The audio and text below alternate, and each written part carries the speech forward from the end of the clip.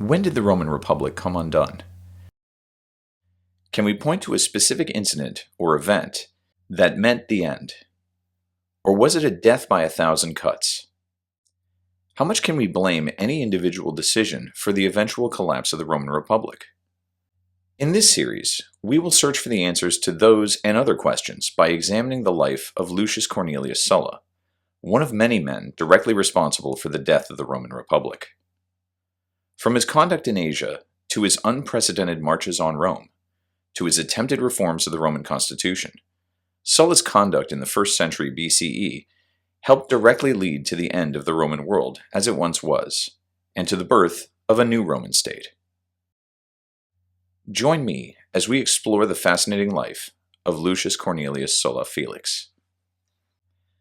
Sulla was born in 138 BCE in Rome to an illustrious family that had since fallen on hard times.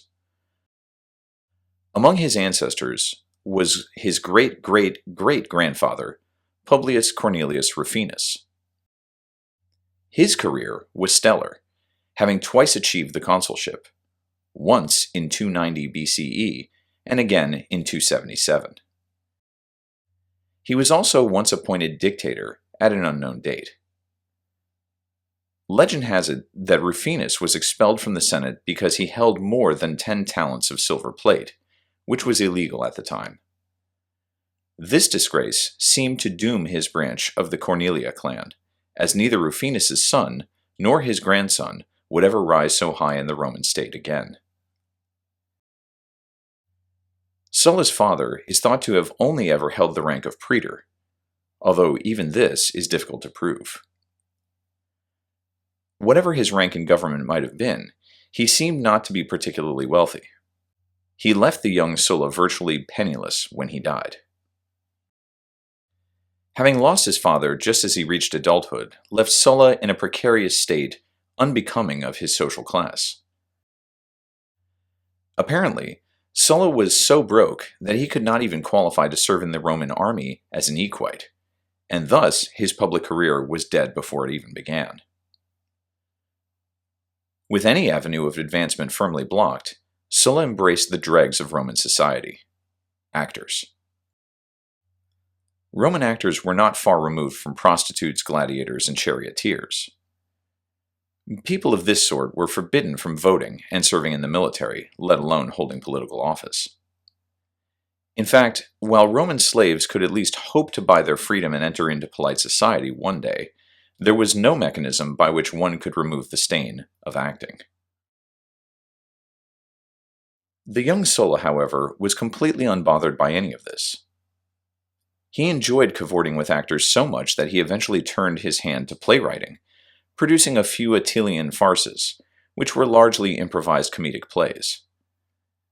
This deep involvement in the dramatic arts seemed to go hand in hand with a disdain for the Roman nobility. It isn't too hard to imagine why. The social and economic pressures of the nobility led them to engage in double-dealing and politicking of all kinds.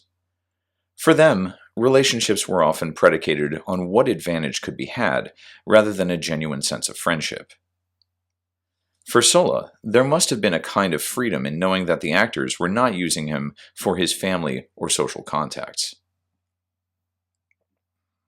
Consequently, Sulla would retain close connections with actors for the rest of his life.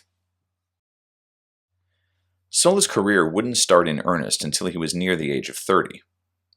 He suffered 2 losses that would give him access to the cash that he needed to start climbing the cursus honorum. First, his stepmother died, leaving him all her wealth. Then, Sulla's long-term mistress, Nicopolis, died. She was a wealthy hetaira, or prostitute, much older than Sulla. Hetairai in Rome and Greece were a bit like Japanese geisha, in that they didn't just sleep with clients, but also provided upscale entertainment in the form of music, recitations of poetry, games, and conversation. Just like relationships between geishas and their clients, the relationship between a hetaira and her clients could be more than just professional. This seemed to be the case with Nicopolis and Sulla, since she left him all her considerable fortune when she died. With this double inheritance in hand, Sulla was able to stand for the quaestorship in 108 BCE. Having secured the office, he was assigned by lot to serve under the consul for the year, Gaius Marius, in his campaign against the rebel king Jugurtha in Numidia.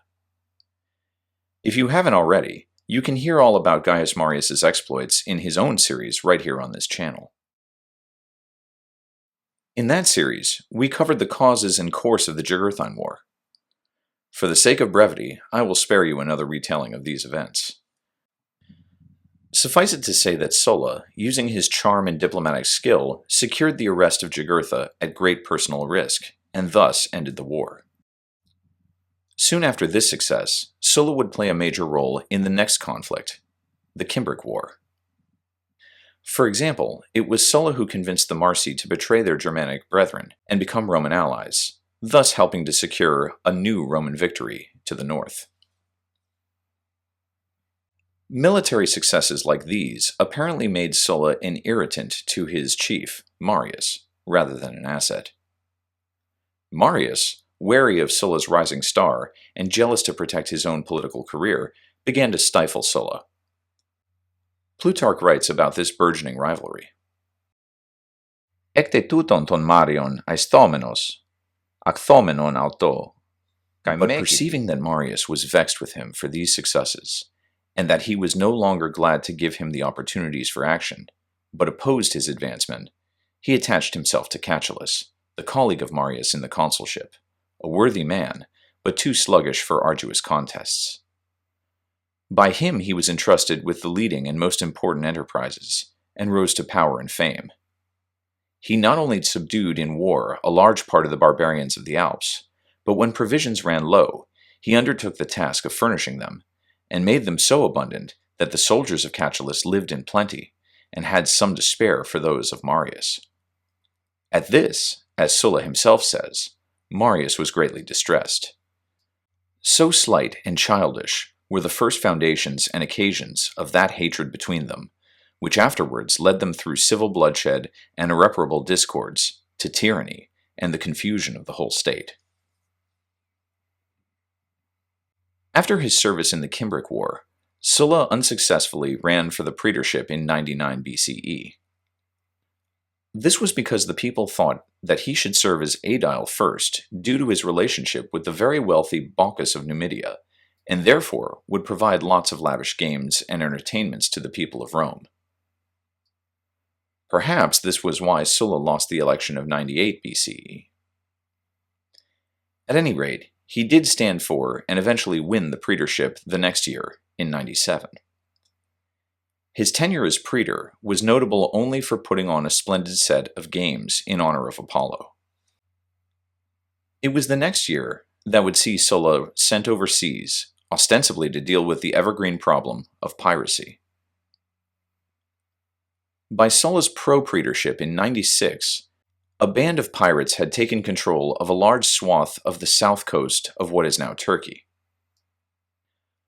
For the past many decades, the Romans largely ignored the problem of piracy in the eastern Mediterranean, since they often profited from the slaves sold cheaply by the pirates in Roman ports.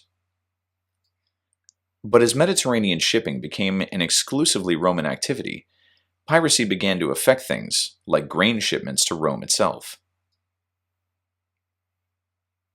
The Romans had fought several battles against these pirates over the last few decades, carving out a strip of coastline that would come to be the province of Roman Cilicia.